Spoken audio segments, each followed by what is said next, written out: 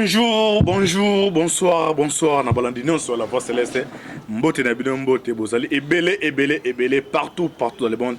Bosa Rolanda Bisso par la 20 internaute, Nanibita Zinamoni.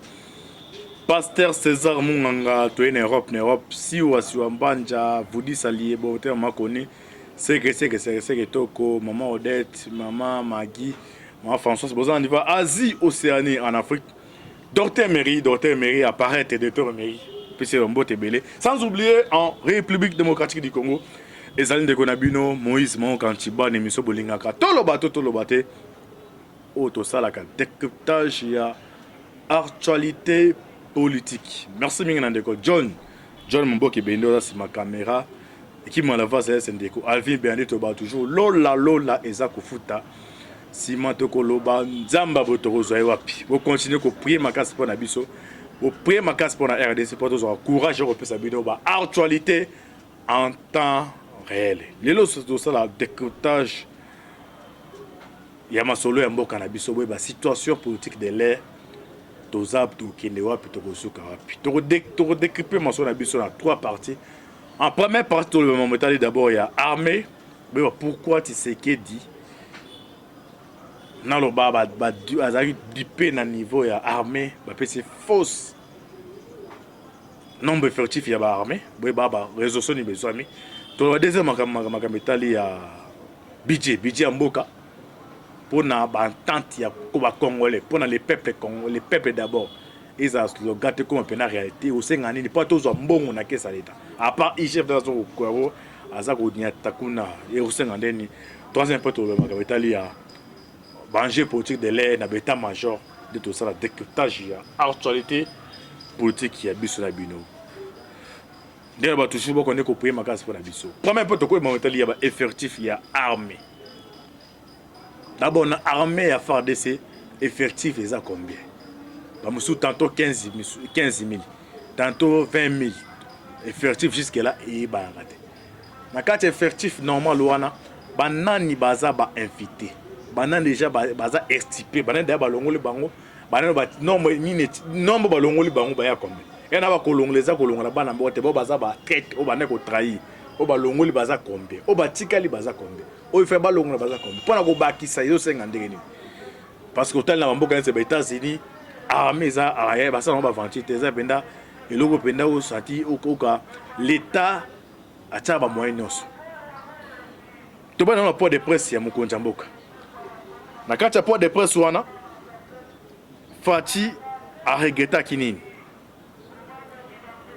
eza likambo effectif to landa awa afa to kota to tangela bino effectif ya FARDC tozo benga ndeko moko en ligne ako intervenir pour me to continuer to ba effectif ya nombre batu ezali ndenge nini na osena mapingo baza à niveau ya est.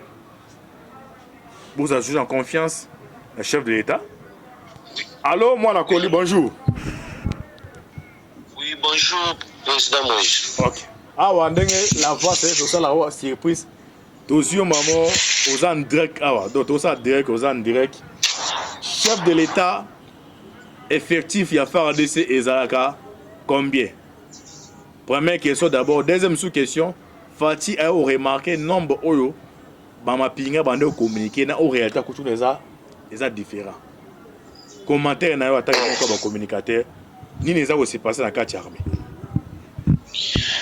D'ailleurs bonjour na bande konabiso nyonso ya la voix céleste eloko ezali ko se passer na kati ezali nanu ya liboso volet politique ya mibale na volet économique ya liboso nanu concernant bamwasha nyonso oyo ebandaki kosalema na mboka na biso na système na bango Fati na partenariat oyo asignaki na les États-Unis d'Amérique bayebisaki eke non tous les généraux oyo bazalaki situé na bamakambo ya ba mafia ba détournement na ba crime il faut écarter bango poto banda collaboration na États-Unis d'Amérique. J'espère que depuis que Fachi Toponaye Mokonzi ezalaki facilité mais Fachi bandaki komema yango malembe de sorte que azala na contrôle pe ayeba cartographie armée mobimba. Chose étonnante ezali que non na descente ya tata Mokonzi na niveau ya este kuna ye moko asali inspection générale aye ko découvrir que non le chef d'état-major et plusieurs officiers, il paraîtrait na papa Ovaota qui connaît dernièrement na niveau ya maison civile bango nyonso bazalaki na kati ya mafia parce que effectif oyo bapesaki ya 21 militaire na niveau ya front. Alors tata Mokonzi aye ko se rendre compte que non bazalaki du mille à pamba et le reste wana ezalaki cop na bango parce que ba munition na ba mbongo oyo ya kofuta ba militaire ebandaki kokende kuna, mais à notre grande surprise mbongo wana ebandaki kokoma te. Yango omonaki que non sur le plan politique il y a armée tata Mokonzi a sollicitaki aide ya États-Unis oyo ambassadeur na nzela ya ambassadeur na bango na envoyé spécial ya amateur ya défense o autaki koya awa alobaki yango bien avant le 30 juin États-Unis a nommé inspecteur ya armée américaine pour na kobanda kosala inspection na armée na biso. Donc nyonso wana eza pona koloba ete bato wana bazali na posa ya koya koinvestir na niveau ya RDC po ete ba jeune plusieurs Congolais bazwa misala. Alors pour ba jeune bazwa misala il faut mboka ezala na kimia. Alors eloko na sepeli na yango pa tata Mokonzi ezali que non tous les officiers oyo bazalaki cité na makambo ya détournement ya misolo ya l'État azongisi bango na Kisasa il paraîtrait et atikali kuna sécurité na ye ezali assumé na MONUSCO. Et voilà que parmi ba raison oyo tata Mokonzi en tant que président ya Union africaine aye ko bengisa chef d'état-major ya Égypte na délégation ya 50 militaires oyo bakitaki mokolo ya lobi. J'espère que lelo bakozala na niveau ya este nyonso wana ezali mpona kokanga banyangala kata na bacomplice oyo babandaki koteka mboka na biso oyo babandaki kolinga keno mboka na biso ekende liboso te. Alors merci le plan mafieux. Ouais. Oui, allô? Sur le plan mafieux, Rwanda, Uganda, Burundi va comprendre que non, la diplomatie Facha Sali a kati hémorragie na niveau ya communauté internationale. Batouana moyen baya ba financer ba ADF ba pesa bango ba binduki ba armée ba ADF ezali lisusu te. Yango moni que non hémorragie wana esili. Siko ba komi ko betango na ndenge ya kati en complicité na ba militaire na ba officier na biso. Sikoyo awa problème ekomi sikoyo awa ezali que non. États-Unis a imposé nouveau premier ministre na niveau ya Israël. Ko ba bengi na kombo ya M. Bennett. Alors M. Bennett na discours na ye liboso alobaki il faut bakutana na tata Mokonzi Fachi Beto basolula concernant ndenge nini uranium ya RDC ezali ko jouer rôle moko très très important parce que c'est à cause d'Ayango oyo Kabila salaki Iran, Corée na plusieurs pays asiatiques ba grande puissance. Il faut sikoyo basonga na accord de Vienne oyo ba signaka ya keno na monde bacha target ya achat ya uranium batu bakosomba uranium abusivement te alors que ce n'était pas le contraire avec Kabila. Donc wana ezali déjà bataille mosusu oyo diplomatique sur le plan stratégique militaire au tata Mokonzi auti ko emporté. Donc ezapona koyebisa bino que non fini la récréation makambo sikoyo ebandi tous les mbororo, tous les nyangalakata, Fachi, Azucha, Bango, Libanda, parce que l'air Azali Kozonga, après le 30 juin, Awa, Ezali Pouete, et l'Oréal Bosso Rosala, a convoqué Conseil de sécurité, où plusieurs officiers, Bakozala, écartés, na armée congolaise. Alors, merci. Alors, comment Combo ya chef d'état-major est en mingi? C'est les Sembala Mousses. Et c'est Zali, ye moko be kiyo wana do bloc wana o bazo détruire on bonga basoda baza mo ebele pe comme ezali kombo na ye ezali bazali kotanga yango mingi ezali kombo ya général oyo ya force aérienne ezali général ya force navale non, il y a force terrestre. Donc, les deux généraux, naval na terrestre. Donc, bango baebi chaîne wana. Parce que mbongo ya l'armée, détournera yango na mutu moroté. Ezali réseau. Parce que les ezali kolongwa wana kin. Donc, logistique, les ezali kolongwa ya 21 militaires. Donc, batunyo wana il faut bazala alerter. Alors, tant que ezali capté, donc ezali cop ya chaîne mobimba. Alors pour l'instant, bazali ba innocent, tozali cause la chef de l'État aya a instruire auditorat militaire, ba mener ba enquête, ba banani bazali à la tête ya mafia wana. Donc ezali neti makambo ya église catholique. Omoni awa ministre ya FSP a outi ko saisir ministre ya justice pour na porter église catholique plainte.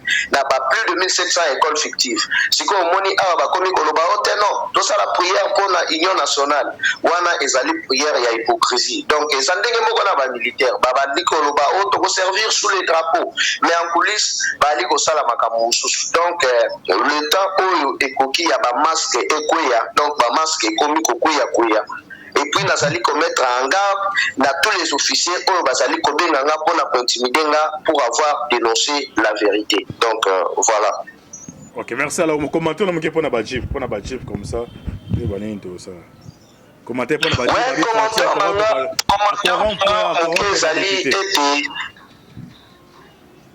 ouais, commentaire manga ezali ete badipu wana bato ifo batika komanipule bamosusu badipu wana ezali badipu oyo bazali kodefisa yango na badepute bakobanda kokata yango bakobanda kokata bambongo alors nazali komona mutu neti honorable Madidi azali koloba oteno napekisi badepute na nga bazwa badepute yo moko nanu depute kuna na mutu na yo moko bozalaka kaka depute sikoyo akopekisa sanani azo voiture te et puis loko na sepele ezali ke non député moko oya ya lobi ye na 2011 pe kondo Tshisekedi wa mulumba aboyaka ba CGT meye bakendaka ko CG na ndenge ya opposition a bénéficier na ba avantage ebele ya zali na droit ya ko pekisa ete donc wana ezali na ngo distraction eza bato oyo bazali kolinga bacha bangoka ba dramatiser yango pona ko salir kata mokonzi.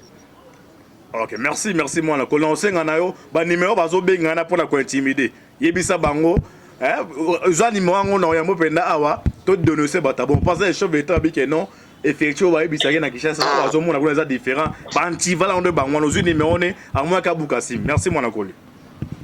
Si merci président Moïse. Ok, merci. Ah tu dis que tu ko la na moi nakoli. Ah tu ko ça intervention pour na mametali ya dossier il y a fort d'essai. Bah même appel il y a un peu anti bala zo on a ebisa binobo.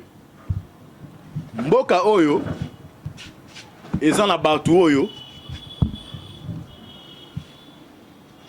ba kufi pona yango lito oyo.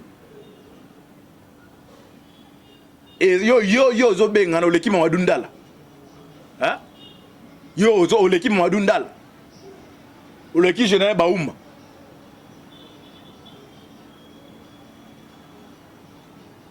Bonga ba soldat so yo lia ba lo baté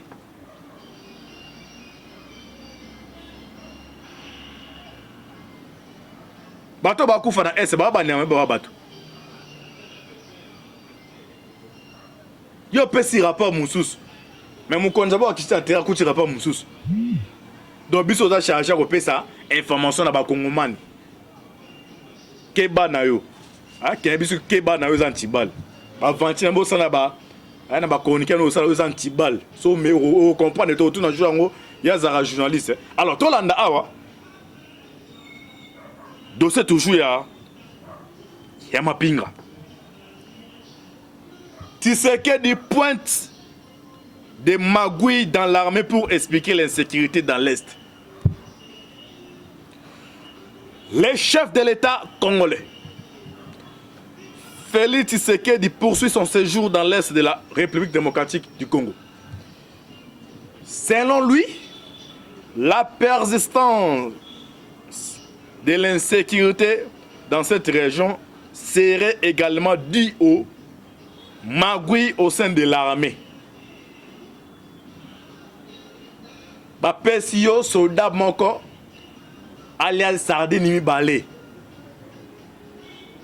Yo komi kuna olongoli sardine moko komi sardine moko komi olongoli sardine moko mo komi kuna. Bapesi soldat moko ala sardine moko boîte à sardine. Yo aussi sardine moko kabolong entre deux soldats. Donc ça babilo kabongo comme yo ça na ba pété aux soldats babanga yo. Bande des anti-valeurs. Alors, et continue le journal. Le jeudi, le chef de l'État s'est entretenu avec divers délégués de la société civile, du monde des affaires et des élèves. À cette occasion, il a une fois de plus réduit sa volonté de mettre fin à l'insécurité dans cette partie du pays. Il a justifié la mise en place de l'état de siège dans les provinces du Nord Kivu et de l'Ituri. En octobre 2019, Félix Tshisekedi lance des opérations dites de grandes envergures pour mettre fin à l'activisme des combattants ADF dans la région de Beni. Dans la foulée, le gouvernement annonce que les effectifs de l'armée dans la zone avait été doublé, passant de 11 000 à 21 000 hommes. Dans la foulée, le gouvernement annonçait que les effectifs de l'armée dans la zone avaient été doublés, passant de 11 000 à 21 000 hommes. Gouvernement Lobaki Boyi. Nombre de soldats au bazar niveau est. Et Baki Sami na Balami Bali. De 11 000 et commis 22 000. Information du gouvernement qui ont besoin de carte ya mapping na pas carte ya soda. Donc le gouvernement a ça la timing ya ko futa ba soda. Il y a ba munitions, à ça la timing il y a 11 000, à ça la timing il y a 22 000. Oh ça rapport na FARDC. Ils a bisoté ça na ba journal le belé amené les texte y compris mon chef d'état auto répété on a na conférence de presse. Pour moi même Azaki devant Jackson.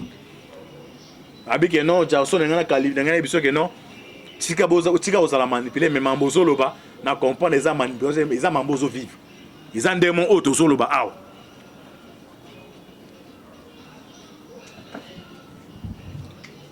Tshisekedi promet l'assainissement de l'armée. Près de 2 ans plus tard, la population locale se plaint toujours des violences, particulièrement dans le secteur de Rwenzori. Ce jeudi, Tshisekedi a affirmé que ces chiffres ne sont pas exacts. Mutalobi angweza ba Chilombo, Félix Antoine Tshisekedi Chilombo. Yebisanga so Félix Antoine Tshisekedi Chilombo azantibal, beza un chef de l'État. Alobi boye Tshisekedi na devant ba notable, alobi boye. Il faut voir la manière dont nos militaires sont pris en charge. Tshisekedi Mutazoloba n'a répété. Donc il faut voir la manière dont nos militaires sont pris en charge, organisés et structurés. Quelqu'un a même donné des chiffres et j'ai apprécié. Quelqu'un a le banane. Dans un problème, on était particulièrement chef d'état-major. Mais tout le monde faisait un terrain. Alobi awa, alobi boyi. Quelqu'un a même donné des chiffres et j'ai apprécié. C'est vrai. Il n'y a pas 21 000 hommes ici.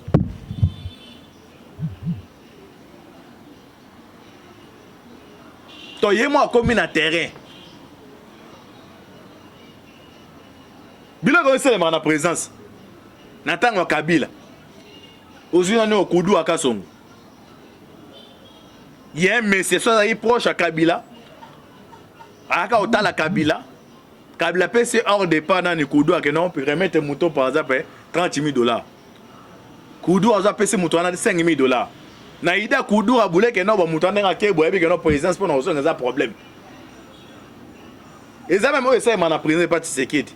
La majorité va conseiller baza ba comment ba système donc baza ba mbo moi munene sur place wana mbo par exemple $100,000 mon bwana e fata pe sa ordre par exemple bato ba hotel bo pe sa bato hôtel bada o leba ke na caisse ya présidence bala mbo mon sur place ba bisi ba pesi bon pe ça somme normal to chef d'état bo pesi après ce que dans la journée et bon ça la rapport ba on va lire et comment ça habitude ya ba congolais Kudu ka so ngwa ebete OK Joana ba faisait rendez-vous musuna Olive et Olive a coûté un que non papa pesa ko combien ba découvrir Kudu a pesa $5,000 et ça pas ba biloko kabila bengana Kudu bilo muso za mala meza beza ba histoire is vrai ils en démon out et moi commis sur le terrain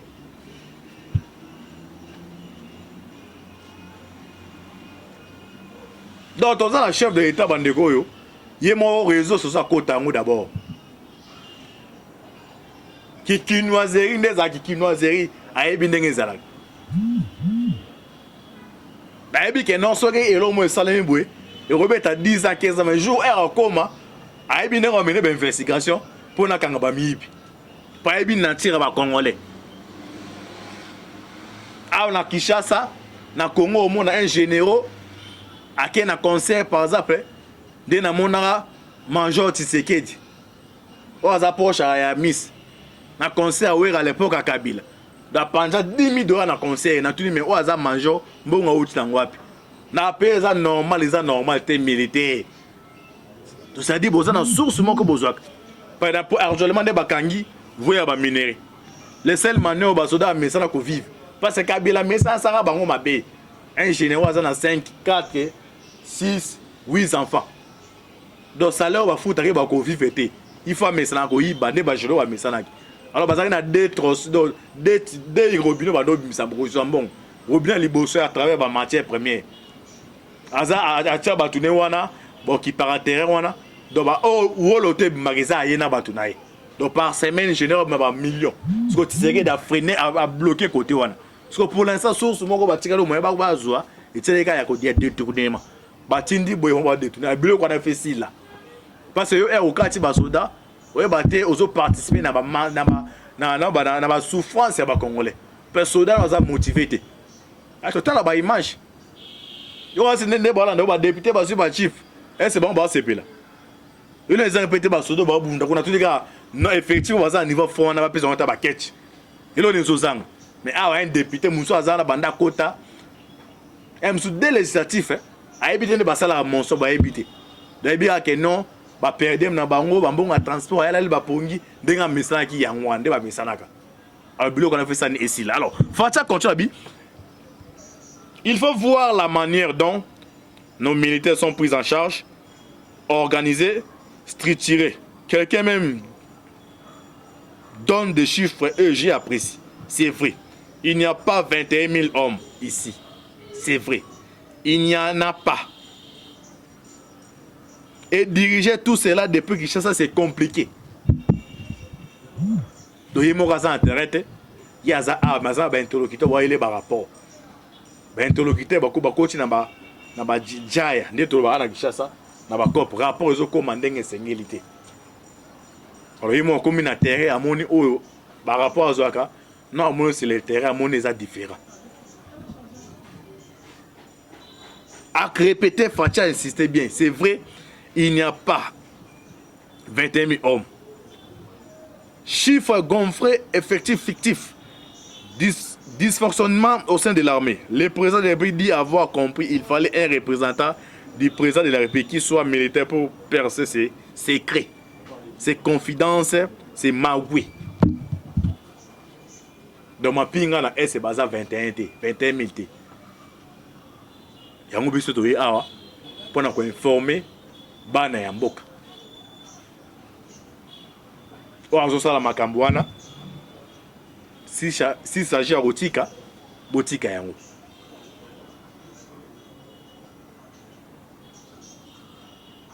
toye makambo etali ya bakarte na ndenge ni budget otombama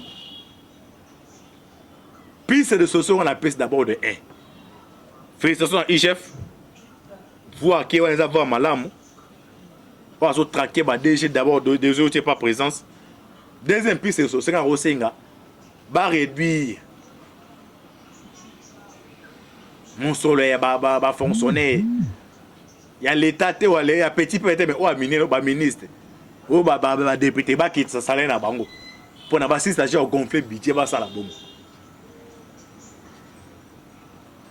bana na présidence na primature na gouvernement et permettre mbongo wana ba kozwa et bakisama na budget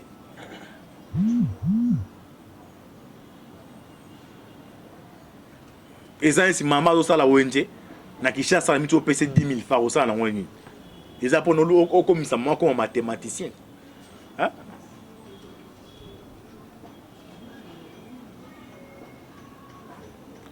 na makambo etali leso 2023 na osala na beta major na osala na biso l'autre fois na bakula bozokota na barene bozokota vous préparez d'abord intérêt à la population. Quel que soit l'intérêt de la Rosala, mais le peuple d'abord. Peuple nan, oazonyo kama. Yé muta comme c'est ce que wana.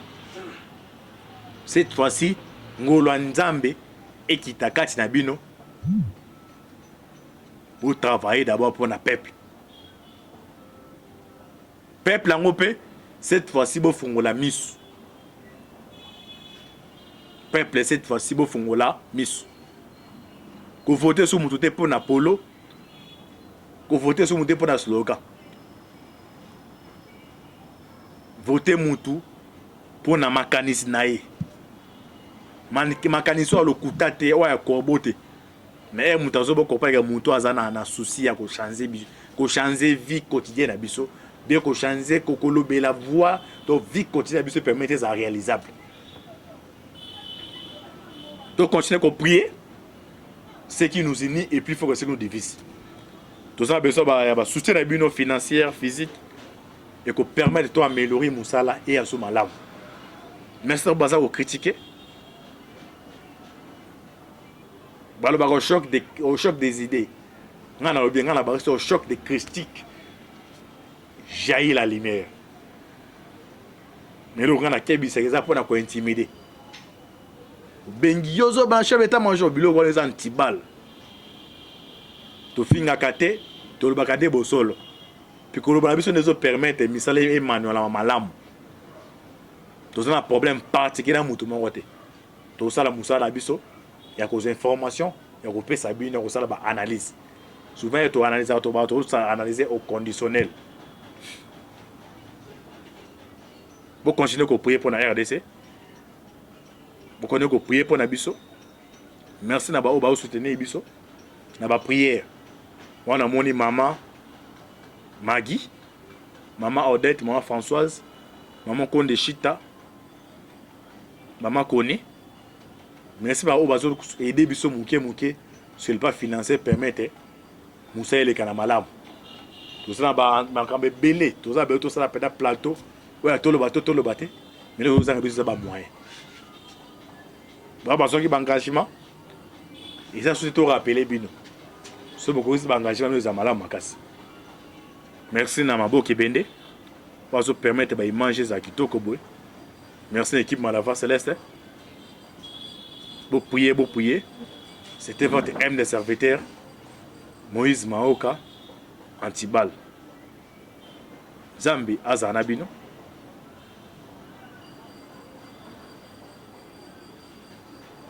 Ande kono sur la diaspora.